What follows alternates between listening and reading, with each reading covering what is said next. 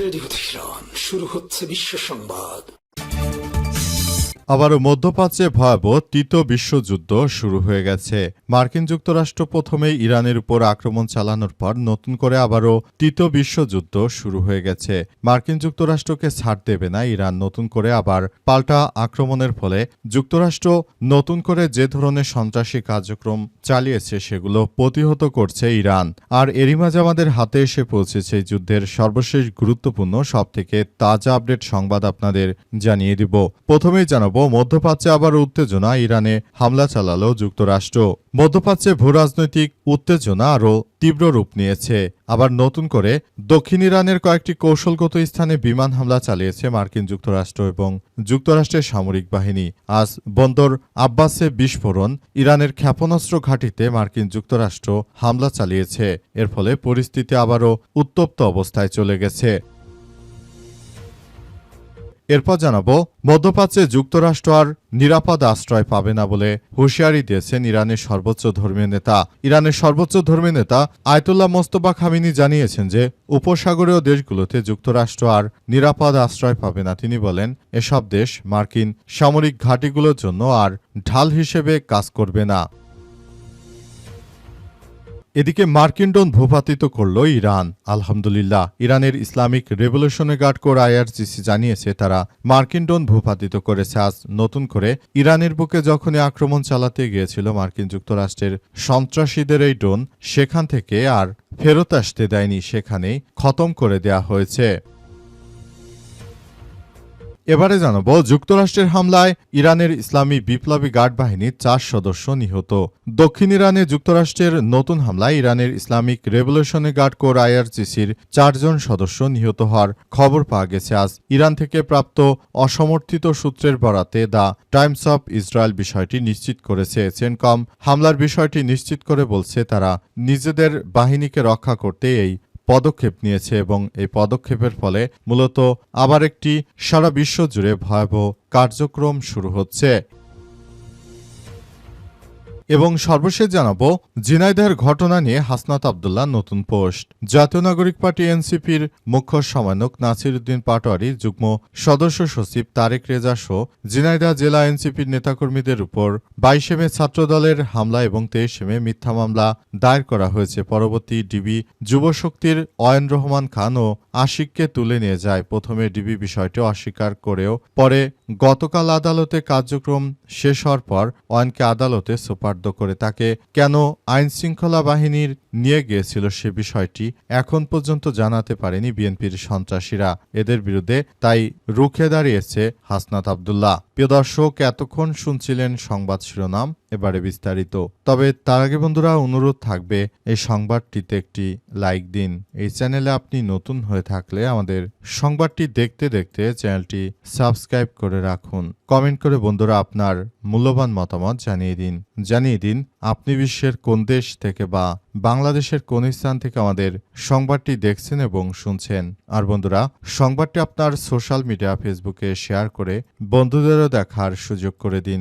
আর বন্ধুরা, আজকের এই সংবাদ সম্পর্কে আপনার মূল্যবান মতামত কমেন্ট করে জানিয়ে দিন আপনি বিশ্বের কোন দেশ থেকে বা বাংলাদেশের কোন স্থান থেকে আমাদের সংবাদটি দেখছেন এবং শুনছেন। এবারে বিস্তারিত। মধ্যপ্রাচ্যে আবার উত্তেজনা, ইরানে হামলা চালালো যুক্তরাষ্ট্র।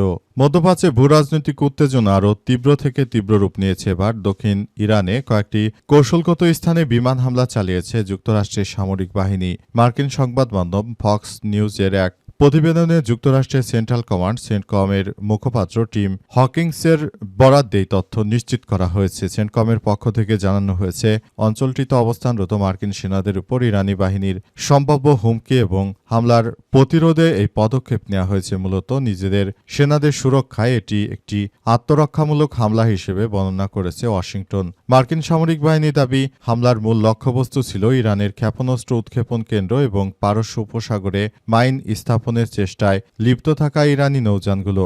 সেন্টকমের মুখপাত্র টিম হকিন্স জানিয়েছে যে পরিস্থিতি নিয়ে আঞ্চলিক শান্তি বজায় রাখতে বর্তমান যুদ্ধবিরতি চললেও যুক্তরাষ্ট্র তার বাহিনীর নিরাপত্তা নিশ্চিত করার বিষয়ে কোনো আপোস করবে না। সুতরাং মার্কিন যুক্তরাষ্ট্র তার সেনাদেরকে এমনভাবে কার্যক্রম আসলে চালানোর ক্ষেত্রে তারা কাজ করছিল, যেগুলো দেখে মনে হচ্ছিল যে মার্কিন যুক্তরাষ্ট্র আবারও সন্ত্রাসী কার্যক্রম শুরু করে দিয়েছে। মূলত মার্কিন যুক্তরাষ্ট্রের এই সন্ত্রাসী কার্যক্রমগুলো থেকেই মূলত সারা বিশ্ববাসীকে বাঁচানোর লক্ষ্যে আবারও ইরান পাল্টা আক্রমণ চালাবে। এটা স্বাভাবিক ব্যাপার, কারণ মার্কিন যুক্তরাষ্ট্রের সন্ত্রাসীরা যে আক্রমণ চালিয়েছে ইরানে সেটি গ্রহণযোগ্য হতে পারে না। এজন্য পাল্টা আক্রমণ হবেই হবে। ইরানের পক্ষ থেকে এমন তথ্য বার্তা দেওয়া হয়েছে এবং মার্কিন যুক্তরাষ্ট্রের এই সন্ত্রাসী হামলার অবশ্যই ইরানকে পাল্টা জবাব দিতে হবে। যদি জবাব না দেওয়া হয় তাহলে মার্কিন যুক্তরাষ্ট্র কিন্তু আরও বার বেড়ে যাবে। তাদেরকে বাড়তে দেওয়া হবে না, তাদেরকে ছাঁটাই করতে হবে।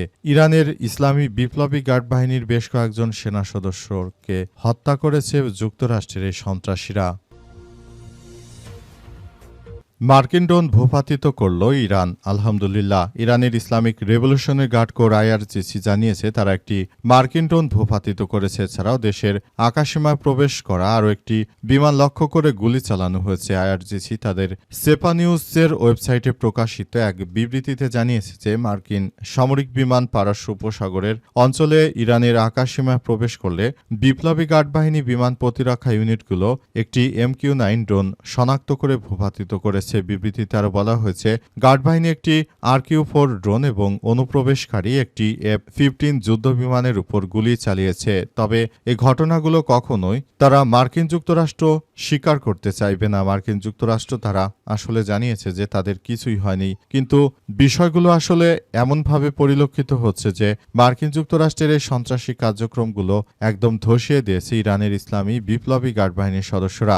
যে কোনো মূল্যে মার্কিন যুক্তরাষ্ট্রের এই সন্ত্রাসী কার্যক্রমগুলোকে প্রতিহত করবে ইরান, এবং ইরান এমন কিছু করতে চলেছে যেটা সারা বিশ্বের বুকে একটি নজিরবিহীন ঘটনা হয়ে থাকবে। মার্কিন যুক্তরাষ্ট্র তারা যুদ্ধবিরতির মধ্যে এসে ইরানের উপর যে আক্রমণ চালিয়েছে সেটি আসলে কোনোভাবে ইরান মেনে নেবে না। ইরান এর তীব্র প্রতিশোধ নেবে বলে ইরানের পক্ষ থেকে নিশ্চিত করা হয়েছে। মধ্যপ্রাচ্যে যুক্তরাষ্ট্র আর নিরাপদ আশ্রয় পাবে না, মোস্তফা খামেনির হুঁশিয়ারি। মার্কিন যুক্তরাষ্ট্রের প্রেসিডেন্ট ডোনাল্ড ট্রাম্প তার নির্দেশে নতুন করে আবারও ইরানের বুকে আক্রমণ চালানোর পর পাল্টা কঠোর হুঁশিয়ারি দিয়েছে ইরানের সর্বোচ্চ ধর্মীয় নেতা সৈয়দ মোস্তফা খামেনি। তিনি জানিয়েছেন যে মার্কিন যুক্তরাষ্ট্র দখলদারেরা এখন আর ইরানের আশপাশে অর্থাৎ মধ্যপ্রাচ্যে কখনো তারা শান্তিতে থাকতে পারবে না। তাদেরকে যেখানেই পাওয়া যাবে সেখানেই তাদেরকে কতল করা হবে। তিনি আরও জানিয়েছেন যে আজ যুক্তরাষ্ট্র নতুন করে যে সন্ত্রাসী কার্যক্রম, সন্ত্রাসী হামলা চালিয়েছে, এই হামলা চালিয়ে মূলত মার্কিন যুক্তরাষ্ট্র যে ধরনের সন্ত্রাসী কার্যক্রম শুরু করেছে এটি কখনোই মেনে নেওয়া হবে না। তিনি আরও জানান, আমরা বলতে চাই মার্কিন যুক্তরাষ্ট্র তাদেরকে বলতে চাই তারা যদি এই সন্ত্রাসী কার্যক্রম আসলে এভাবে চালাতে থাকে তাহলে ভবিষ্যতে তাদের জন্য মধ্যপ্রাচ্য আরও অনিরাপদ করে দেওয়া হবে। মধ্যপ্রাচ্যে কোনো শান্তিতেই থাকতে পারবে না যুক্তরাষ্ট্রের সেনারা। মূলত মার্কিন যুক্তরাষ্ট্রের প্রেসিডেন্ট ডোনাল্ড ট্রাম্প তিনি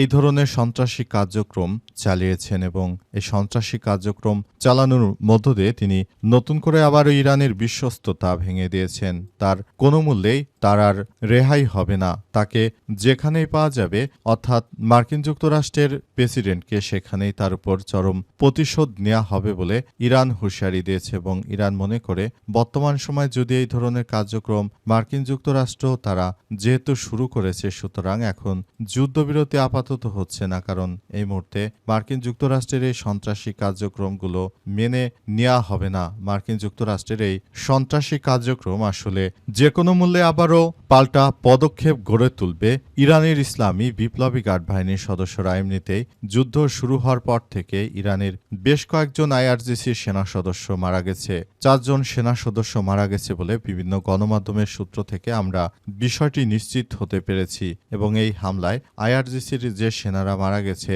তাদের মৃত্যুর ঘটনায় মার্কিন যুক্তরাষ্ট্রের প্রেসিডেন্ট ডোনাল্ড ট্রাম্প দায় এড়াতে পারবে না। এর তীব্র এবং কঠোর প্রতিশোধ নেওয়া হবে ইরানের পক্ষ থেকে। ইরানের পক্ষ থেকে আজ এসব বিষয় নিশ্চিত করা হয়েছে। আরও বলা হয়েছে আসলে বিষয়গুলো নিয়ে খুবই দায়িত্বশীলভাবে তারা কাজ করছে। তারা বিষয়গুলোকে খুবই জটিল আকার ধারণ করেছে এবং এগুলো নিয়ে তারা জায়নবাদীদের বিরুদ্ধে ইতিহাসে সবথেকে বড় পদক্ষেপ গ্রহণ করতে শুরু করেছে। যুক্তরাষ্ট্রের হামলায় ইরানের ইসলামী বিপ্লবী গার্ড বাহিনী 4 সদস্য নিহতের দাবি। দক্ষিণ ইরানে যুক্তরাষ্ট্রের নতুন হামলায় ইরানের ইসলামিক রেভলিউশনারি গার্ড কোর IRGCর 4 জন সদস্য নিহত হওয়ার খবর পাওয়া গেছে আজ। ইরান থেকে প্রাপ্ত অসমর্থিত সূত্রের বরাতে দ্য টাইমস অব ইসরায়েল বিষয়টি নিশ্চিত করেছে। সেন্টকমের হামলায় বিষয়টি নিশ্চিত করে বলেছে তারা নিজেদের বাহিনীকে রক্ষা করতেই এই পদক্ষেপ গ্রহণ করেছে। এটি একটি প্রতিরক্ষামূলক অভিযান ছিল বলে দাবি করেছে সংস্থাটি। দক্ষিণ ইরানে মাইন বসানোর কাজে ব্যবহৃত নৌযান এবং ক্ষেপণাস্ত্র উৎক্ষেপণ সহ বিভিন্ন লক্ষ্যবস্তুতে হামলা চালায় যুক্তরাষ্ট্র। যুদ্ধবিরতি নিয়ে চলমান আলোচনার মধ্যে এই হামলার ঘটনা ঘটেছে। এদিকে হামলার পর ভারত সফরে থাকা মার্কিন পররাষ্ট্রমন্ত্রী মার্ক রুবিও জানিয়েছে যে ইরানের সঙ্গে একটি চুক্তি চূড়ান্ত হতে আরও কয়েকদিন সময় লাগতে পারে। এর ফলে দ্রুত সমঝোতার যে আশা তৈরি হয়েছিল তা অনেকটা ম্লান হয়ে গেছে। এখন ইরানের উপর তীব্র প্রতিশোধ নেবে ইরান। এখন মার্কিন যুক্তরাষ্ট্রের উপর তীব্র প্রতিশোধ নেবে ইরান। ইরানের ইসলামী বিপ্লবী গার্ড বাহিনীর সদস্যরা বিষয়গুলো আবারও স্পষ্ট করে জানিয়ে দিয়েছে যে যেহেতু সন্ত্রাসীরা আমাদের উপর আক্রমণ চালিয়েছে, সুতরাং সন্ত্রাসীদের কোনো ছাড় দেওয়া হবে না। তাদের বিরুদ্ধে ইতিহাসের সবথেকে ভয়ানক আক্রমণ চালানো হবে। ইতিহাস বারবার আবার তাদেরকে সংশোধন হওয়ার সুযোগ দিয়েছিল, কিন্তু তারা মূলত সংশোধিত হয়নি, বরং আমাদের সেনাদের উপর যে হত্যাযজ্ঞ চালিয়েছে সন্ত্রাসীরা সেটি কোনোভাবে গ্রহণযোগ্য হতে পারে না বলে নিশ্চিত করা হয়েছে। এবং আরও বলা হয়েছে এখন সারা বিশ্বের বুকে জায়নবাদীরা যে সন্ত্রাসী কার্যক্রম চালাচ্ছে এটি আসলে সবার জন্য অনেক বড় ধরনের সমস্যার সৃষ্টি করতে পারে এবং বিষয়গুলো নিয়ে খুবই গুরুত্ব সহকারে সবকিছু করা হচ্ছে। পুরো মধ্যপ্রাচ্য জুড়ে মার্কিন যুক্তরাষ্ট্রের এই সন্ত্রাসী কার্যক্রমগুলো একদম প্রতিহত করা হচ্ছে। যে কোনো মূল্যে যুক্তরাষ্ট্র একদম তাদেরকে মাটির সঙ্গে মিশিয়ে দেওয়া হচ্ছে। বিষয়গুলো অত্যন্ত জটিল আকার ধারণ করেছে এবং আমরা এই বিষয়গুলো নিয়ে খুবই গুরুত্ব সহকারে আলোকপাত করছি এবং আমরা মনে করি এটি আমাদের সবার জন্য অনেক বড় ধরনের যে সমস্যা ছিল সেটি মোকাবেলা করা এখন এই মুহূর্তে আমাদের সবার জন্য অনেক বড় ধরনের একটি বিষয় হিসেবে আবির্ভূত হচ্ছে।